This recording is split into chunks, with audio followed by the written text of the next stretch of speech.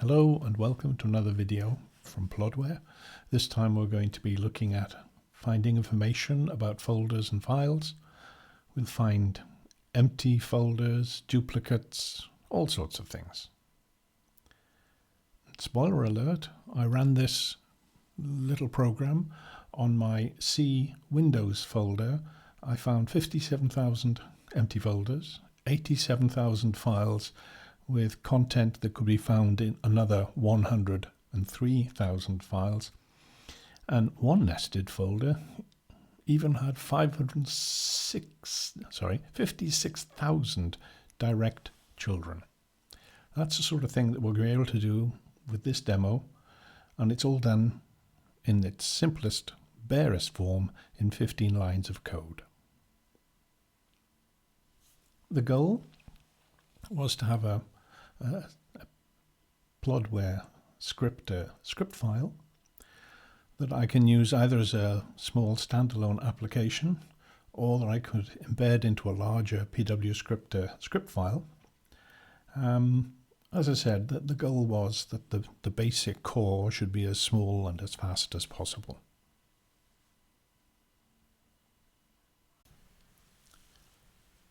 There is a disclaimer with this video. The video is for informational and educational use only. If you decide to use any of the components of this video, which are the WriteTech and PlodWare applications, command scripts and documentation, then you do so at your own risk.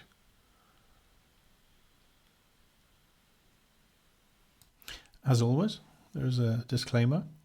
As I've said in the white box, in the red text, as far as Microsoft Corporation and SQLite are concerned, I have no connection with any of these companies, their employees, representatives or subsidiaries. This video is neither sponsored nor solicited by a third party. I'll just introduce myself. I'm a retired telecoms engineer and I've been programming since 1971-72. But that's enough about me. A little bit of theory about finding duplicate files. Let's assume we had 5 files. These round objects represent files in 2 different folders. And typically the operating system would know for each file the location, the name, and the file size. Now, if we want to file duplicates, the classical and dumb way to go about it is to compare each file in pairs. Cleverer would be to try to get some form of fingerprint, but let's go the dumb way. Let's do a pairwise comparison of each file. So we've got our 5 files. We compare the red with the others, the big red with the other 4. Then we compare the blue with the other 3, then the red, little one with the other 2, and finally the white with the yellow. Technically, we've done 4 plus 3 plus 2 plus 1 is 10 file comparisons. If you do a pairwise comparison of files, and you've got n, capital N files, then unfortunately the number of comparisons you're going to do is proportional to n squared. Technically it's n times n minus 1 over 2. Let's put that in perspective. If you've only got 5 objects and you use this formula, you've got 10 comparisons. If you've got 1,000 objects, then you've got 499,500 comparisons, assuming 100,000 comparisons a second. That's going to take you 5 seconds. If you've got 1,000,000 files, then you've got 1,000,000 times 1,000,000 minus 1 over 2. If you work it all out at 100,000 comparisons a second, put the kettle on, come back in 57 days. Now, clearly, any form of n squared problem takes a long time, but there is the opportunity of converting this problem into what they call an n log n problem. Rather than compile the files on a pairwise basis, let's sort them. And we sort them by size. Now, a sort algorithm is quicker if you've done it properly than a pairwise comparison. And the formula in general, if for a good sort algorithm, is that its performance is proportional to n natural log of n. Now let's compare that with the n squared problem that we had before. If you've got a million n's, you've got a million if you do n squared. But if you do n log n, it's only 13 million. That's a major difference. So if only we could replace all these file sizes by some intrinsic property of the file about its content, then we would be able to take these intrinsic properties, sort them, and if two intrinsic properties are the same, we know we've got a duplicate. So here's a brief summary. Don't do pairwise comparisons. It's bad news. Don't compare files unless they have the same size, which reduces big N to little n, hopefully much smaller. And then assuming an average time to create this fingerprint, this unique intrinsic property, which we call the hash. Then we've got little n times the average time for a hash. And when we sort it, we add an extra n log n time units. Now, the question is this better? What's it really look like? And which hash technique, which intrinsic value do we try to get out of the files? And it's got to be one where hopefully you get very low collision avoidance, i.e. If you've got two different files with different contents, they should never appear to have the same hash value. Emphasis here on should. I did a lot of testing, and it took me a long time to work out why I was getting such stupid, inconsistent results. I played around with MD2, MD4, 5, SHA1, 256384, 512. They are considered to be cryptographical hash functions and less strong. I also used a non-cryptographic function called murmur332. And I used these on lots of different folder trees. And eventually I settled on doing it on my Windows folder tree, my desktop folder tree, and my document folder tree. And as you can see here, that's 31 gigabyte in total for the Windows, about 300,000 files, 175 gigabyte in my desktop. That's only 84,000 files, and my documents, 11 gigabyte. So I packed all those together and did a hash. And a few things that came out were, in total, 439,000 files, of which 381,000 files had a size that another file had, and that when I hashed them, actually 216,000 files had a hash that another file had. And when I reduced that down to these 216,000, how many unique hashes were there?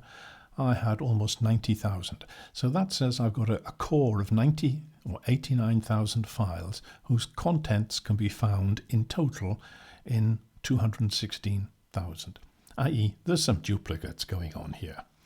What hurt was that the calculations just for the Windows part sometimes took 28 minutes, sometimes less than 10, even though it was using the same hash function. And then the penny dropped. I checked the background processes and I saw that a security system process was consuming quite a bit of time, sometimes more than 30%, every time I switched on my fingerprinting hash code check. Stupidly, eventually I realized that on my development laptop, the default was that every time a file is opened for read, that the anti-malware process would run and do a real-time check on the file. Once I switched that off, temporarily, I started getting much lower times, and they were consistent, not bobbing around from 28 down to 10 and back up again. now that it was consistent, I did a little bit of hashing. I used all these different hash techniques and then decided that MD2, MD4 and MD5 were pretty much the same, but MD5 has a reputation as being slightly better than the 2 and 4. So I stopped using MD2 and MD4. Playing around with the SHA 256, it was terribly slow because apparently it's designed for a 32-bit machine and it doesn't do well on a 64-bit machine. It was about twice as slow, or took twice as long, as the SH512, so I stopped using SHA 256.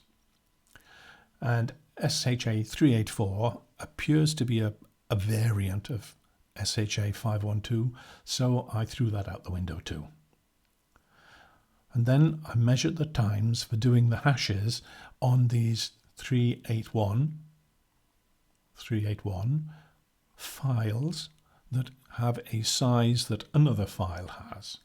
And I did that by setting a timer or marking the real time now, and then running my database function update on the table where I calculated the hash file, in this case using the hash algorithm SHA512. And then when I'd finished this, I would get the time and record it, the difference between the high-res time and the time now. That's all buried in this code. When it actually comes to comparing the different hash results, I ended up with this table. No big surprise. They all had pretty much the same result. In fact, they were identical except for the murmur, which when it tried to hash these 381,000 files, decided that 8 of them were duplicates, but they weren't really. So I ended up with 8 false positives using the very simple murmur, actually a murmur 3_32. What I did was I ran the code to do the open file read hash close. But in one case, I didn't do any hashing. I just open read closed. It took 302 seconds for these 381,000 files. Don't forget, I'd switched off the real-time virus protection. But when I ran the SH512, then the open read hash close now took 481 seconds. So it was an additional 179 over the no hash. And then SHA1 was not so bad, an extra 110. MD5 wasn't that marvelous, 133 seconds, a little bit slower in this case compared with the SHA1. And the murmur D, I'll describe that in a minute, was the next, only 44 additional seconds over the no hash. And the simple murmur, only 27 seconds. So simple murmur is far, far, far quicker than SH512, but the price was 8 false duplicates, or 8 false positives. Murmur D, it's actually creating 2 murmur 332 hashes at the same time, but using different seeds. And with the murmur 2, it was absolutely identical results to the SHA512. No false negatives. No false positives, sorry. Right, which do you use? Well, sorry. How long is a piece of string? Don't know. What piece of string is it that we've got to measure?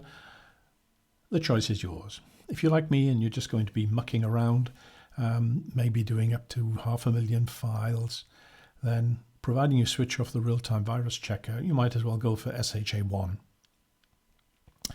If, however, you want to do a check on your video collection where the files are massive and highly likely that they are not identical, then I think I'd go with a murmur D and then find out which files the murmur D says are duplicates, hopefully not many, and then I'd hash those again a second time using an SHA1. I have to say, don't assume that this is going to be a particularly slow process. pwScripter is actually the hash generators that it uses are the bcrypt library from Microsoft. So they're written in C, if not partly in assembler. And the database, which is SQLite, is also written in C. So this is not going to be a slow system. This is a fairly well optimized system. I admit that pwScripter is an interpreter, but the functions that we're using here, this dbfilelist and this hash file within as a function of the database, are pretty much optimal. We're going to have to set a few things up, in particular the pwScripter and the script itself. Setting up pwScripter is quite easy. If you haven't already got it, you can get it from my website. I've given the details here. If you go to this website, you'll find a link to a file called pwScripter. It's a zip file. Download it, unpack it, put it wherever you want, and then double click on it, and you should get this window. If you don't get this, you might get this blue screen, which simply means Windows doesn't know this file. Do you really want to run it? And initially it's blocked. So if you get the blue screen, close the screen, go back to where you've put the executable in the file system, double right click on it to get the properties. And in the properties, under the general register, you'll find an unblock option. Tick the unblock, close it, and now run pwScripter again, and you should now get this pop-up or this window. You're going to need a small script. The script is also available online. It's not the 15 lines of code. It's the 15 lines of code embedded in a slightly larger file to add a bit more comfort. But we'll actually have a look at both the comfortable and the simple 15 lines of script in a few minutes. Go to my website, you'll find a link, downloads and script files. Go there and you'll find a link to NS find folders and files. It's a simple text file. Either download the text file and open it with your favorite editor and copy the text into the edit panel of pwScripter, or in the online file just take a copy paste and dump it into the edit panel. That's all you have to do to get a copy of the script and get it into an environment where it can run. Here are the famous 15 lines of code. The 2 lines in red are getting rid of any previous database and any previous application that was in the pwScripter's memory. Then we open a database in memory with no content. Then we've got the dbfilelist, which is a function I've written that goes to the operating system and uses the find first file, find next APIs, and gets the basic file system information for, in this case, the folder tree underneath this dummy name. And the -1 means get all possible information, go down as many nested levels of folder as possible. The next real workhorse is this update on the table that we've created, FF table, and where we set a column, the hash column, to use a hash file function, which is an extension function I've written for the database. I give it a full file name, the path and the name, and it then does, in this case, an SHA1 file hash, gets the results and puts it into this column, and only do it where the S size column equals 1. This is a simple trick. Up here we've said set S size equal 1 if the file's size is shared with another file. All the blue stuff is simply to make it a bit more visible. Right. There are two lines of non-standard code. One is this dbfilelist, which is a function I've written that uses the database. Here it creates a table, ff table, in the main, what's the name of the database? Schema, in the main schema. It's going to go to a folder, in this particular example, a bit of a dumb one. It's going to your target folder path, and it's going to get all the file information it can using the find first file and find next APIs. And there is an update table, and here we see this hash file. Hash file is a database extension function that I've written, and it will actually do a hash. There's various sorts of hashes. Again, what sort we'll see later. An example of running the dbfilelist would look like this. You get the path, the name, extension, attributes. All these things come out of the find first file API set. The algorithms that are supported include MD2, MD4, MD5. Not mentioned there, strange. SHA1, SHA256, 384, and 512, and something called murmur. Actually, it's murmur3_32, and a variant of it that I've put together called murmurd, which we will discuss later. Right, let's do a real-world example. We'll use my image collection, which is I used to be into photography. I've got about 33,000 digital images, of which maybe 5,000 were originally analog and have been scanned. I just decided to put them all together and try to sort them out. So I put them into one big ordner. Sorry, thinking German. I put them into one folder tree. This is it. There's all sorts. But enough of that. Let's run the script. I've prepared just the 15 lines of code to point at my folder, my image collection. There it is, all set up. Make it a little bit bigger. Show you that it really is only the 15 lines of code.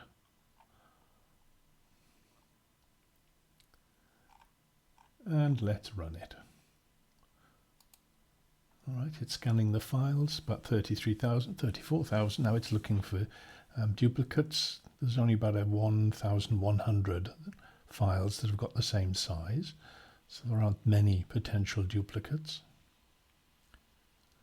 It's finished, and it's created the master table, FF table, FF for files and folders. Make it a bit wider, make it all a little bit bigger, font bigger. There we can see 34,000 files, 34,000 entries, of which if I go to the type column and right click, I can see that 33,000 of files, 1,443 are folders. I've got hashes against the files which have a common size. Or a shared size. Anything with a shared size has been marked with this SZ column being equal to 1. And yes, 1,110 files share a size with another file. And just for those, we've done a hash. You can click on here. There's, excluding a blank hash, there's 1,076 different hashes. If we want to know who really is a duplicate, we'll have a look at the isDupe column, and it says there's 65 files which share a hash. So let's just have a look at them. And here they are, 65 it says here. And we can scroll through them left and right. No big deal. And what other tables were generated? There were two other tables which were generated. Empty folders. There are 10 empty folders. Let's just no, we'll leave it for now. Later on we'll actually see if they really are empty. And then there's the contents folders, which for every file, every folder that is not empty, it tells me how many subfolders it has at its top level, how many files at the top level, total size, and how many of the files are duplicates. So what I immediately see is here I've got 17 files and they're all duplicates. And right next to it is another folder that's got 17 duplicates. Highly likely that they're an overlap. Well, I know they are. The reason behind it is that when I took pictures in France using my iPhone, it created for me not JPEGs but MOV files, and I then created from the MOV files JPEGs. So there's an overlap that the MOV files appear twice. We can look at that again later. But that's the basic result of the 15 lines of code.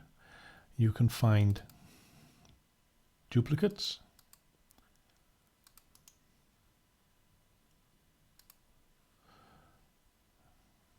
You can find empty folders and find things out about a given folder. Now that's the 15 lines of code. There is a slightly more comfortable version, which is the online text file, the script file, and we'll have a look at that.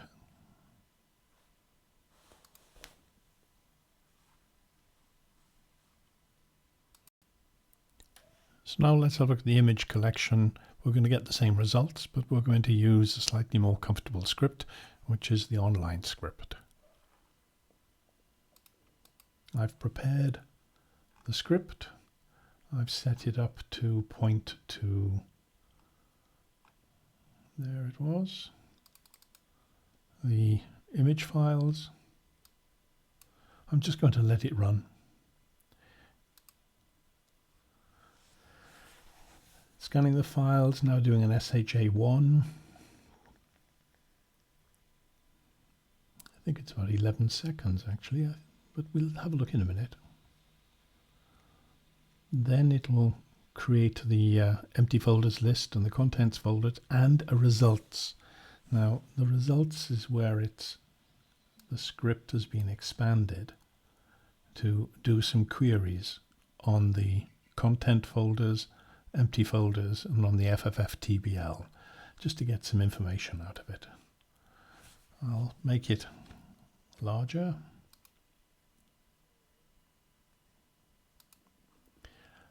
Go to the results folder.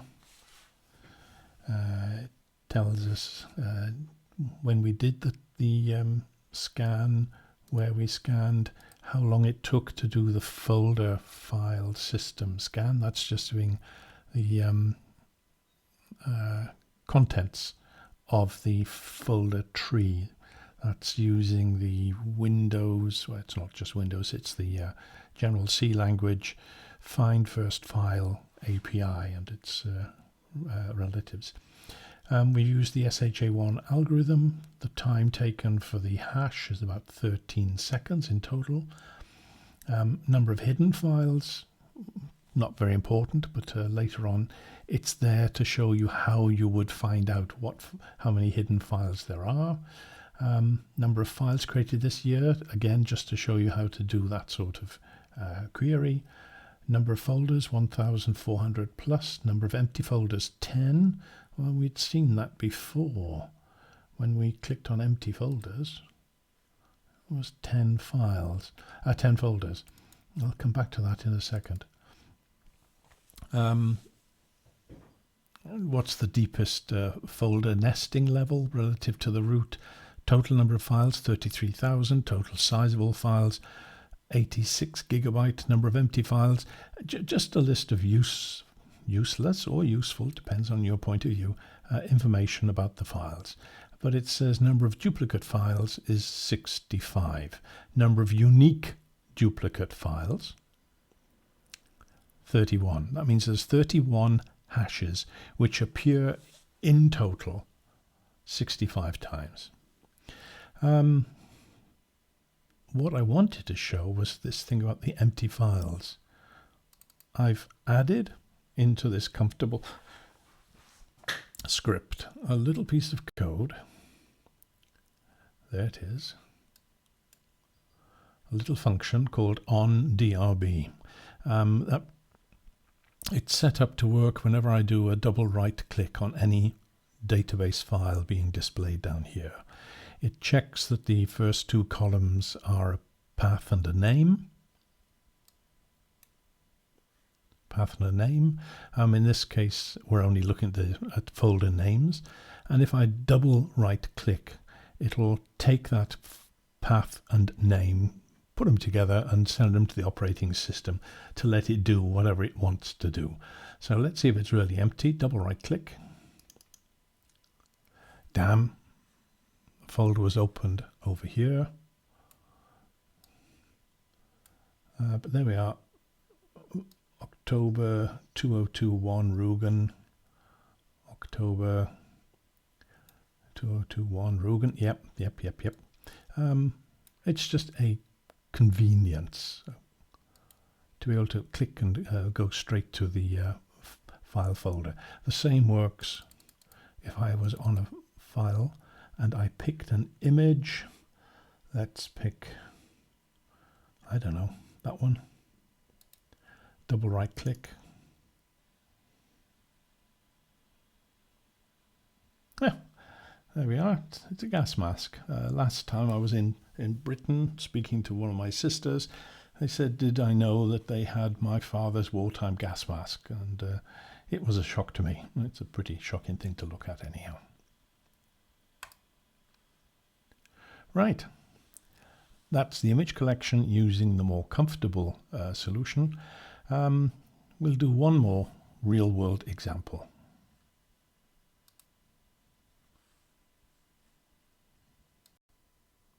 Right, our final little demo. We'll use the comfortable script again, and this time we'll have a look at the Windows folder tree.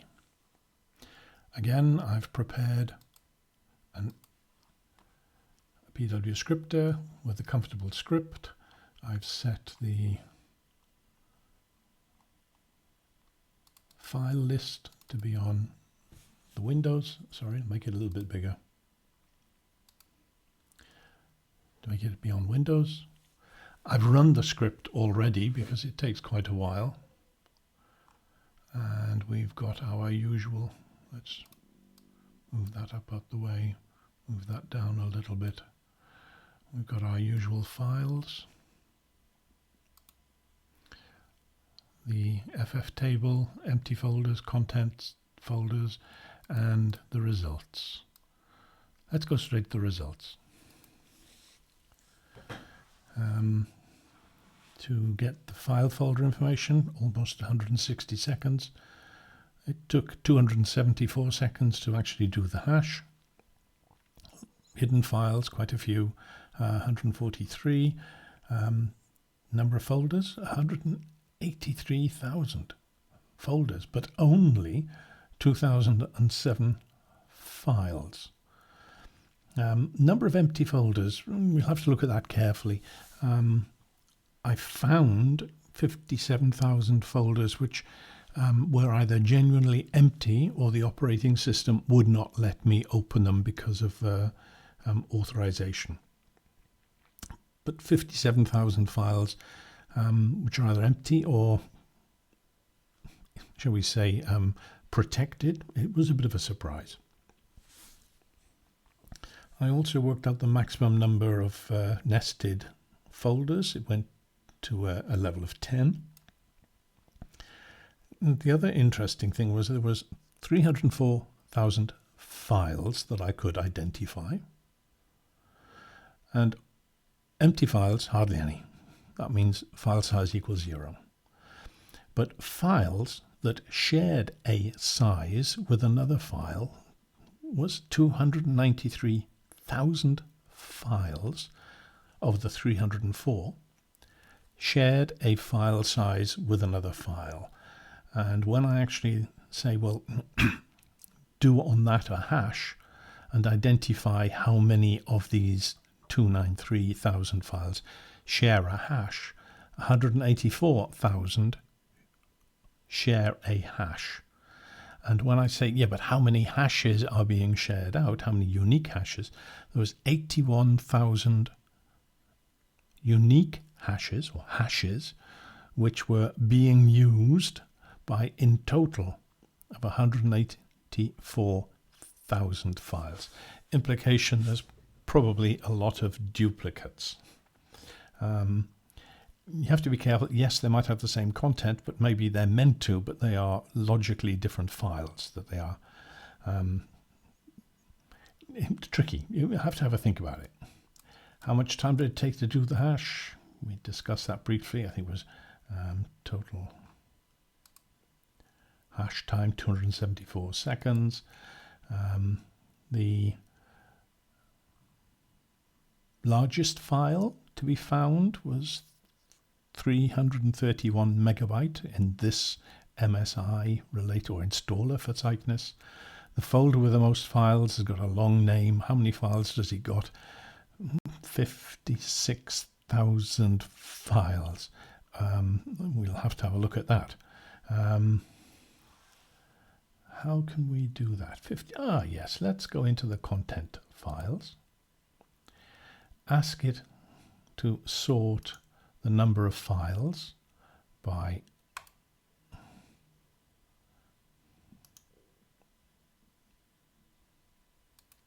there we are, 56,051 files were in a single folder. Let's get rid of all the other folders, get rid of them all, and then bring this one back.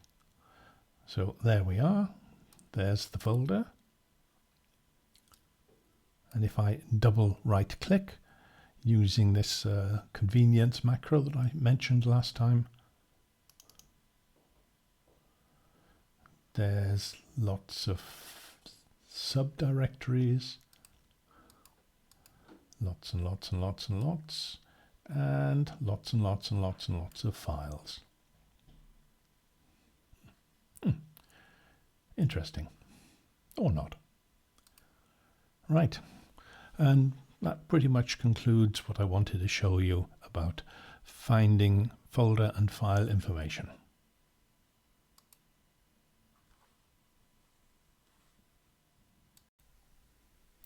My thanks for your time. Until the next video. Cheers.